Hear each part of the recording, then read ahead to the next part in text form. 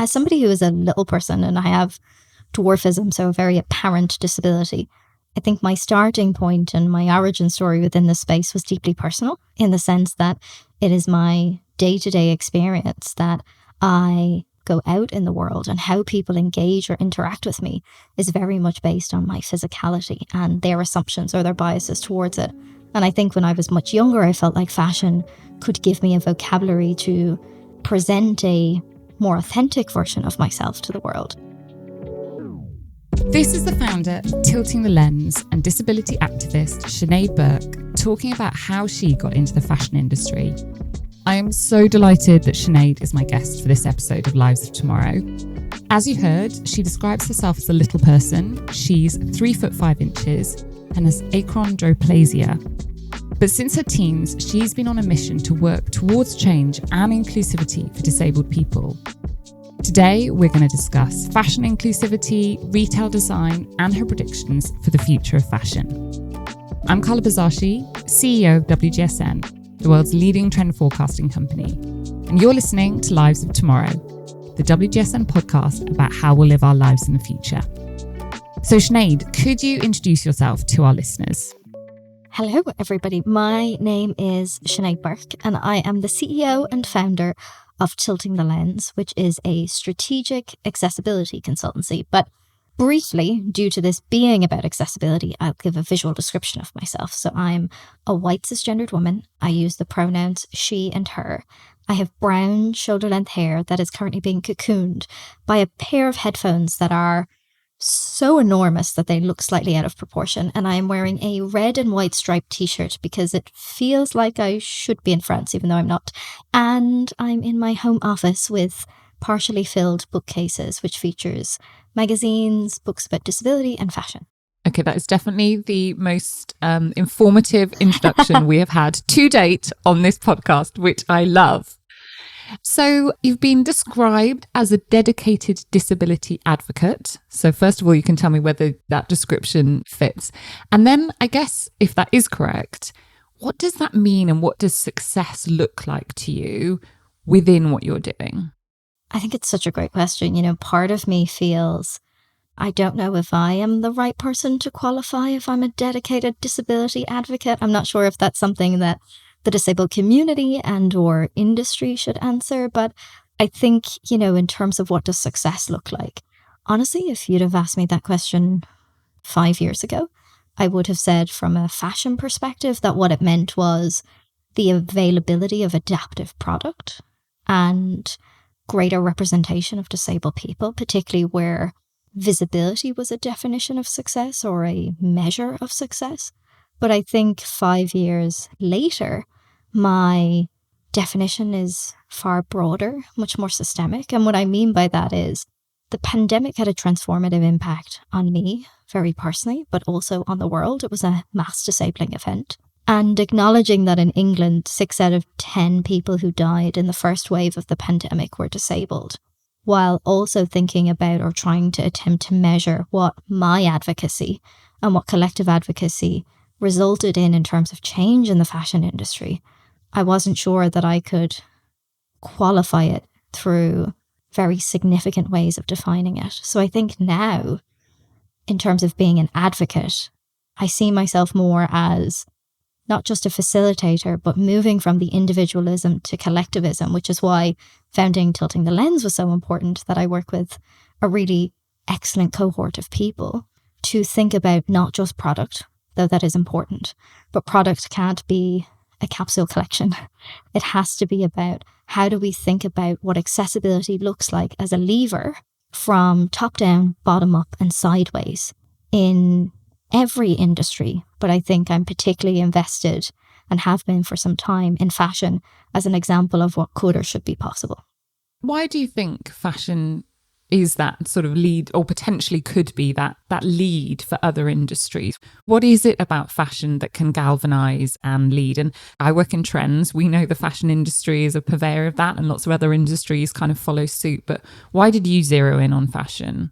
As somebody who is a little person and I have dwarfism, so a very apparent disability, I think my starting point and my origin story within this space was deeply personal, in the sense that it is my day-to-day experience that I go out in the world and how people engage or interact with me is very much based on my physicality and their assumptions or their biases towards it.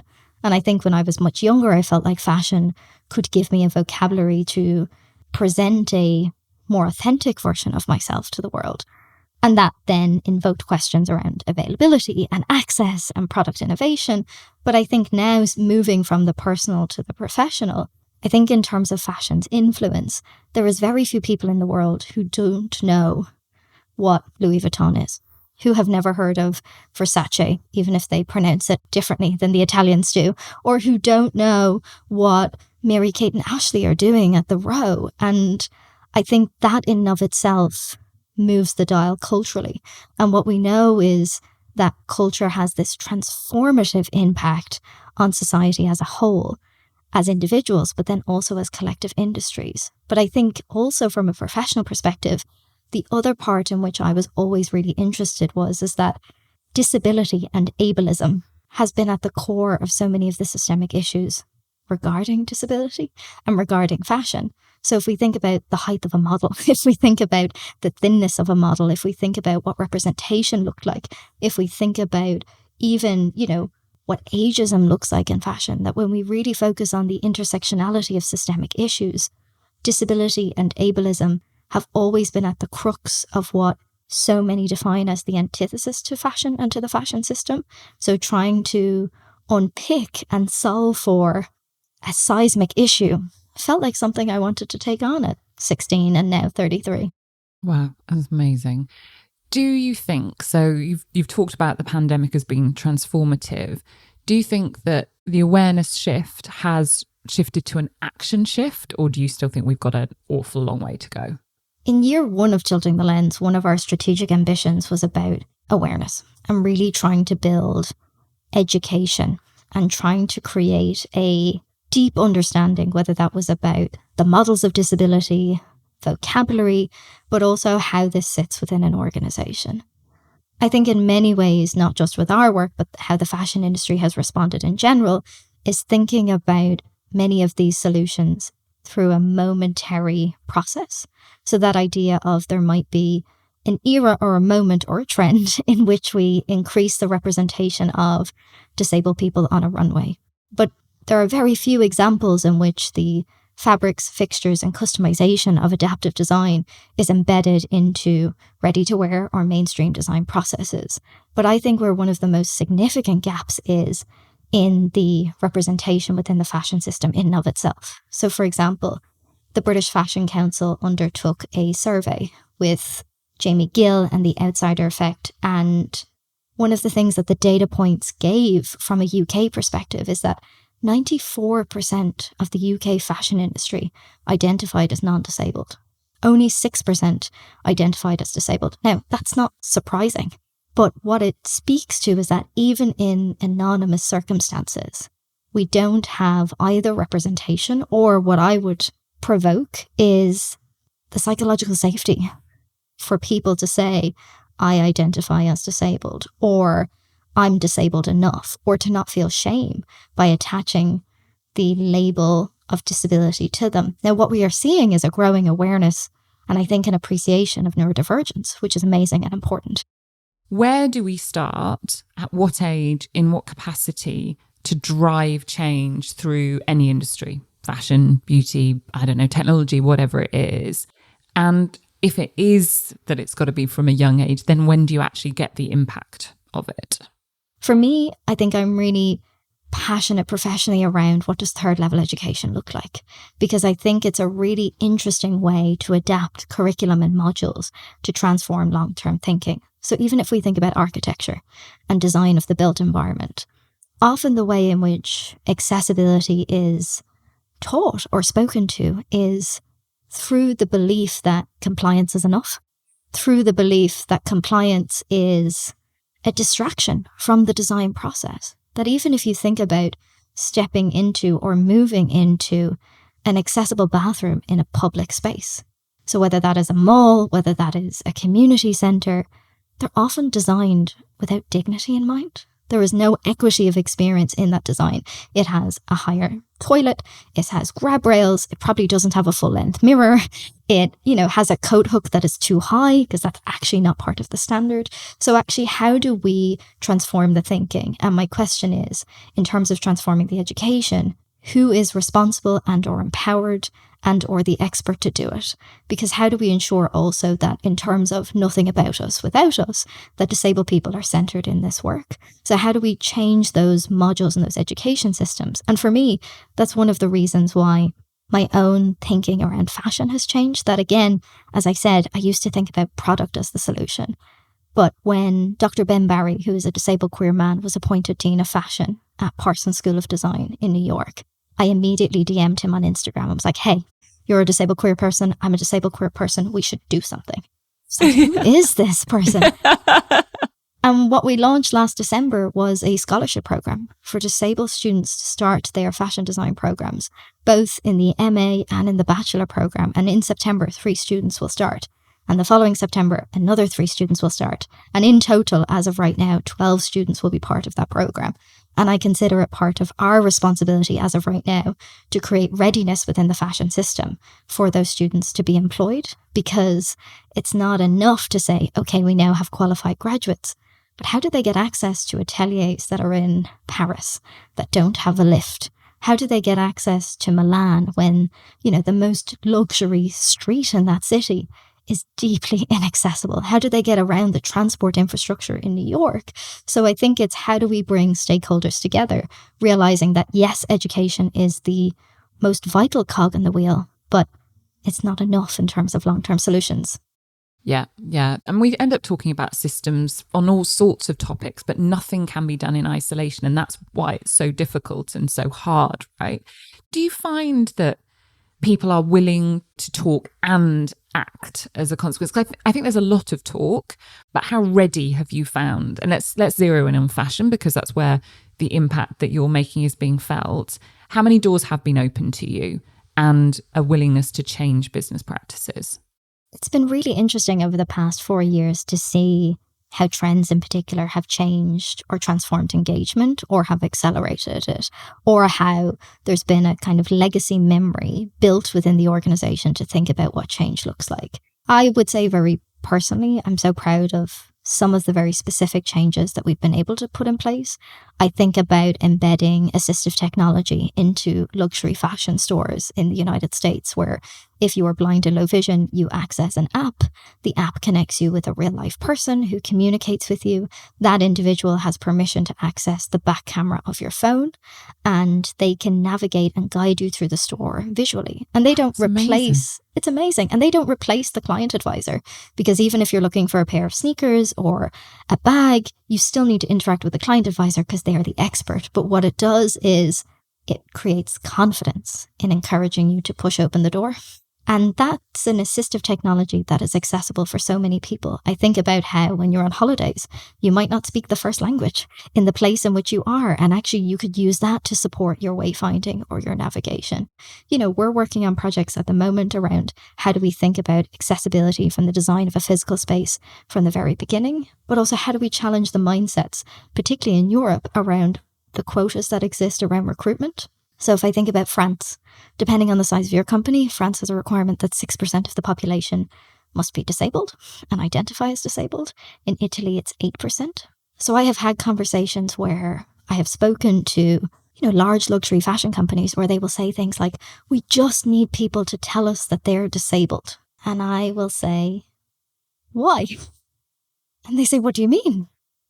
I say, why do you need them to tell you that they're disabled? Is it so you can support them? Is it so you can put the accommodations in place to ensure that they can thrive in their role? Or is it so you can meet a quota and stop paying a fine? And what is the ambition strategically within the organization when you meet that quota? Yeah. Okay. This is all making me think quite a lot. While I'm digesting all of this, we're going to get a lot less serious now, and I'm going to ask you some reoccurring questions that I ask everybody. Quick fire answers. When are you happy? When I'm swimming and when the sun is shining here in Ireland, when I am with my godchild and my nephew and nieces, and at about 6 a.m. before the rest of the world wakes up. I'm not happy at 6 a.m. I'm awake at 6 a.m. That is a bad thing. It's a bad day. It's a great day for me. What do you rarely share about yourself? My fears.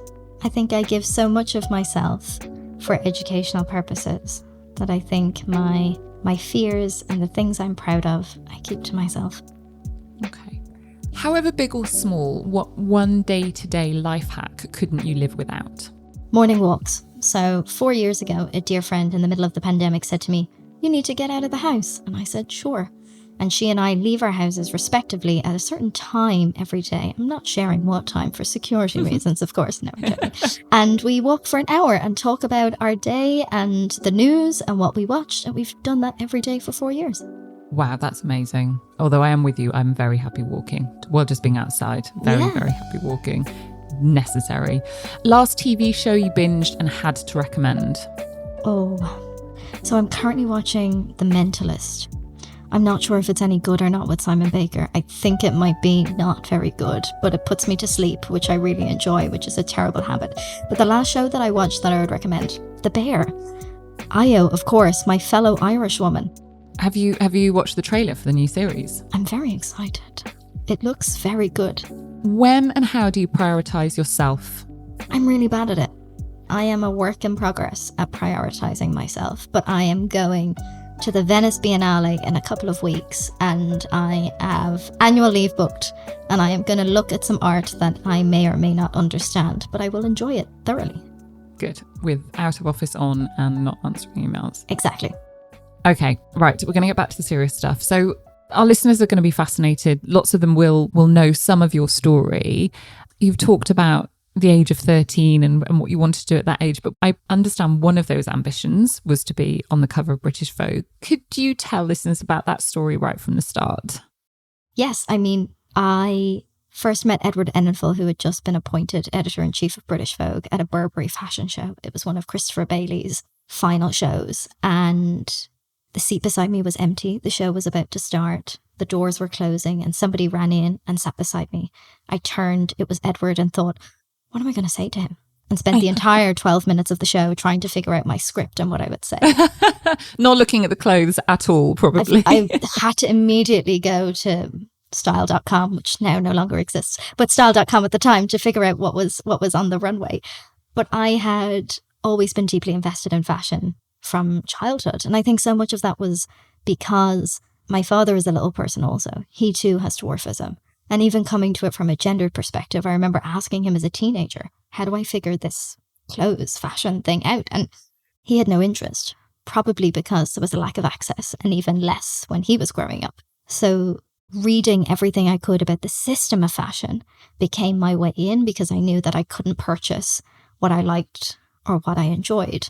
So I would sit around the dining room table every evening and say, what do you think about the FTC asking Capri to define what accessible luxury is?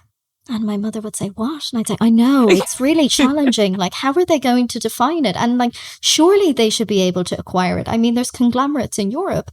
Or I would say things like, what do you think it means that Michael Burke has left such a senior role in LVMH and we are having now a new appointment to Louis Vuitton so quickly? What does that mean from the fashion group? And is Sydney Toledano still traveling? How interesting. My mother went, who? What? What are you talking about? And these were the questions that, interested me and invested me in thinking about change. And I was always deeply curious about the system as a whole.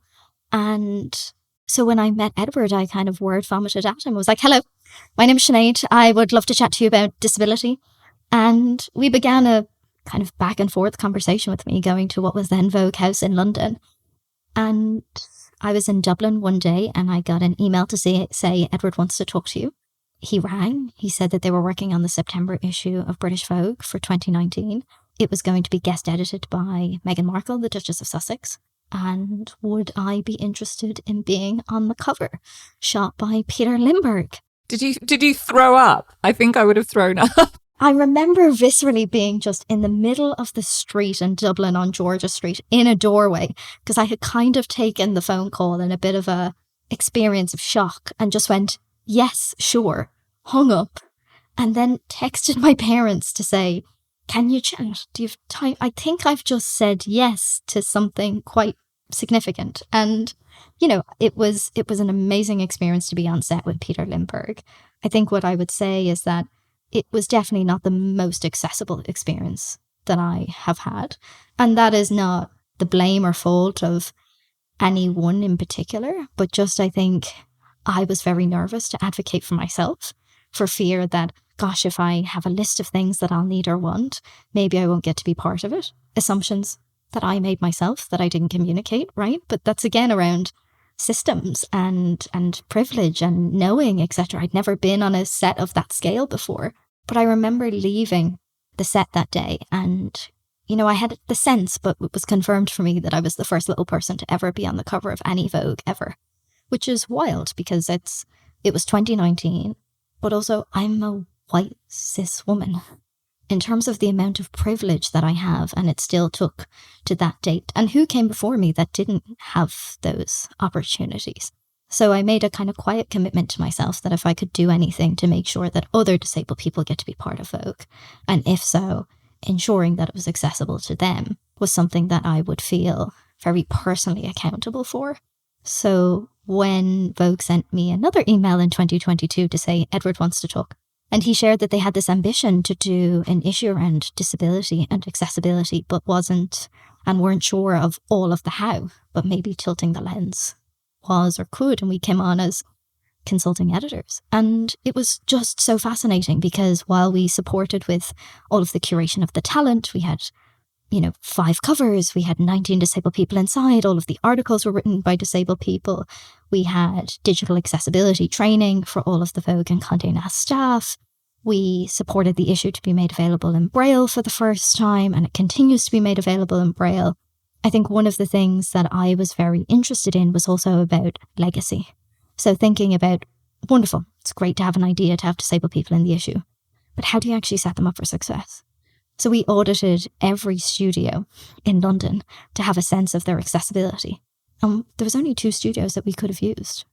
So even thinking about other publishers or other projects that have far less budget or resources, how can that information be open sourced? How can we evolve those databases? How can those partnerships continue? We want to look forward now. So what are your predictions for how retail and office design, and actually I'm very interested in your predictions on fashion design as well. It's quite a lot of topics. If you could just hit all of those for me, that would be wonderful. But how do you think it will evolve? I think retail and office design is going to have to evolve with accessibility as a starting point, much like sustainability. So what we know is that brands are really proud to say that their building scored platinum in the LEED framework, for example, from a sustainability perspective. I think what we're going to see is more and more frameworks existing wherein the metric of accessibility is one beyond compliance, where we're going to see in terms of a response to employee wellness, response to wanting employees to come back to the office, wanting people to stay in retail and not just shop online. I think we're going to see accessibility being pillar of luxury because it is about ease and experience and ease of access. So I think we're going to see a real mobilization of accessibility from a human first perspective. Okay. Are you seeing some of that happening? Are there any really good case studies that people should be looking at? There's some really interesting work taking place from a global perspective. I think, the technology industries are doing some really forward-thinking work around whether that's, Apple or Microsoft or Google, thinking about the design of their spaces. And in many ways, they've been thinking about employee wellness and, how do you encourage an employee to stay for a long period? You give them lovely lunch and lovely dinner. So I think there's some really interesting work happening in that space. Okay. And fashion itself, so less the store or the interfaces, the actual product. So we kind of started our conversation there. We're definitely seeing more brands coming to us and asking for advice on this. Are you seeing it manifesting in actual product? And are you encouraged or are you kind of dismayed as to where we are on that journey? I'm interested to see where we go. And I think it's kind of useful and challenging to assess it this year because we have the Olympics and the Paralympics. So what we are seeing is certain brands putting together either adaptive collections for the Paralympic athletes, or brilliantly, some are creating adaptive collections that are both for Olympic and Paralympic athletes. But we still then have the reality wherein innovation is for the exception and not for the rule. So I think it'll be really interesting to see what consumer response and demand is and what industry response and demand is after the Paralympics. Where I would love to see adaptive fashion or product evolve is from a brand perspective. So I look at, say, Liberaire, which is an adaptive underwear company, is now being sold at Victoria's Secret, which is a really smart strategic partnership. I look at what Unhidden or Dewy are doing in the UK for, brilliant creating pieces for a disabled consumer that has always wanted it. I think one of the things that brands really struggle with is around the ROI. So they think about, if we make an adaptive shoe, or if we make an adaptive capsule collection, how will we gain that money back from R&D, etc.? But for me, I think that's thinking too short term. That actually, if we broke down adaptive design into key principles of fabric, fixtures, customization, and service, I think what we would see is much more mass market adoption. Thank you so much, Sinead. That was amazing. And so much I will be taking away and thinking long and hard about. It's always illuminating, and you think you're doing good and then you realise there's an awful long way to go. But I really appreciate your time. Thank you so much. Thank you. Thank you to author and disability advocate Sinéad Burke for talking about the future of fashion inclusivity and for joining us on Lives of Tomorrow. Next week, WGSN's Create Tomorrow podcast is back with another episode where our experts talk about wetsuits, focusing on design, materials used, and how it's impacting our planet. I'm Carla Buzasi, CEO of WGSN, and I'll see you next time.